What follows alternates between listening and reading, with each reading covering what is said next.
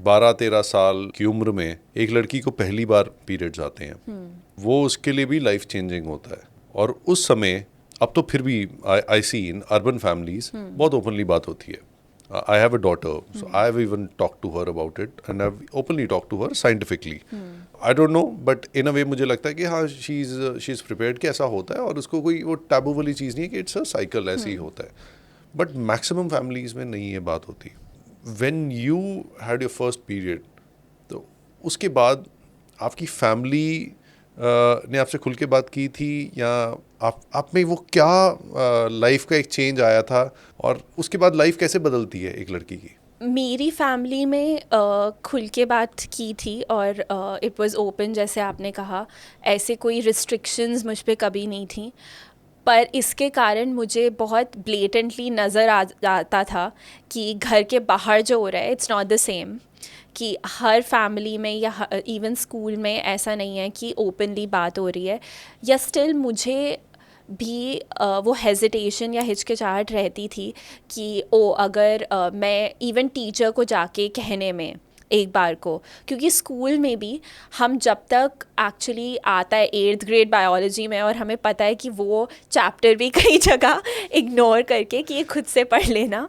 हाँ, ये तो सबके साथ ही हुआ है ऑलमोस्ट, अभी भी होता है ये। अभी भी आई एम श्योर होता होगा, कई जगह बदलाव आया होगा। आई एम श्योर ऐसा होता है कि वो ऊपर ऊपर से बता के। Sex education is another big topic to talk about, इसके लिए अलग पूरी सीरीज चाहिए।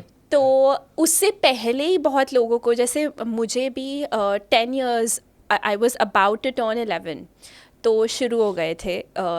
आई गॉट माई फर्स्ट पीरियड, और अब तो और भी अर्ली होता जा रहा है, इवन 8-7 year olds।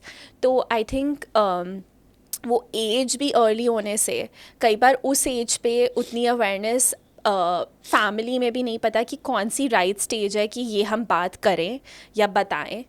और स्कूल्स में तो उन्होंने काफ़ी लेट रखा हुआ है करिकुलम में, अगर वो कवर होता भी है तो भी। तो ऐसी चीज़ें थी।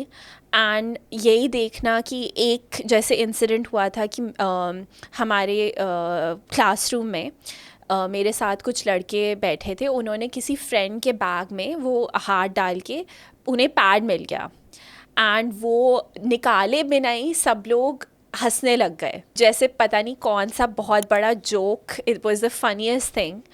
और उससे मुझे बहुत ही ह्यूमिलिएशन फील हुआ या एम्बैरसमेंट। मतलब मैं कुछ बाहर कह नहीं पाई उस मोमेंट में कि कैसे इन्हें काउंटर करना चाहिए। बट जो ह्यूमिलिएटिंग फीलिंग थी वो बहुत ही मतलब अंदर से आती है। एंड ऐसी कई, ये एक इंसिडेंट जो मुझे याद रह गया, बट ऐसी कई चीज़ें थीं जो देखी मैंने। और इवन जो स्टेटिस्टिक्स हम देखते हैं कि कितने लोगों को अब चेंज हो रहा है, बट कितने लोगों के पास अभी भी एक्सेस भी नहीं है इन पीरियड प्रोडक्ट्स का। तो ये चीज़ें थीं जो मुझे काफ़ी अफेक्ट करी कि इस पे बात करने की ज़रूरत है और काम करने की ज़रूरत है।